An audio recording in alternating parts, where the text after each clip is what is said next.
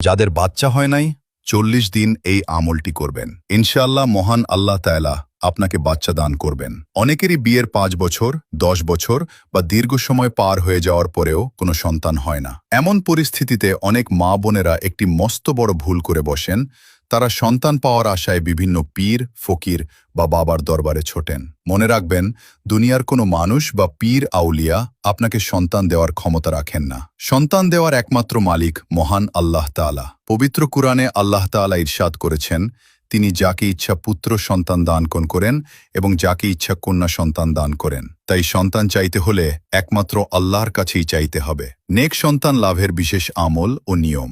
যেসব মা বোনদের সন্তান হচ্ছে না, তারা সম্পূর্ণ বিশ্বাস নিয়ে পবিত্র কুরআনের একটি আমল করতে পারেন।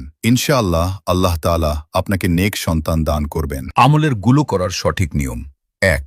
আমলটি শুরু করার আগে সর্বপ্রথম খুব সুন্দরভাবে অজু করে নেবেন। অজু সহকারে আমল করলে আল্লাহর দরবারে তা দ্রুত কবুল হওয়ার সম্ভাবনা বাড়ে। 2. প্রথমে 40টি আস্ত ও ভালো লবঙ্গ হাতে বা পাত্রে নেবেন। 3. এরপর অজু অবস্থায় সূরা আস-সাফফাত 100 নম্বর আয়াতটি রব্বি হাবলি মিনাস সলিহিন দোয়াটি হাতে গুনে গুনে 40 বার পাঠ করবেন। 4. পাঠ করা শেষ হলে সংগৃহীত 40টি লবঙ্গের ওপর একসাথে ফুঁ দেবেন। 5. প্রতিদিন রাতে ঘুমাতে যাওয়ার আগে ওই ফুঁ দেওয়া লবঙ্গ থেকে একটি করে লবঙ্গ খাবেন।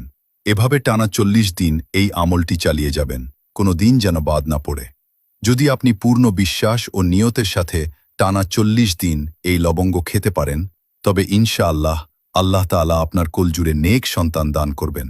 আল্লাহ তাআলা সকল নিঃসন্তান মা বাবাকে এই আমলটি করার তৌফিক দান করুন এবং এই পবিত্র কুরআনের আয়াতের উসিলায় তাদের ঘরে নেক সন্তান দান করুন।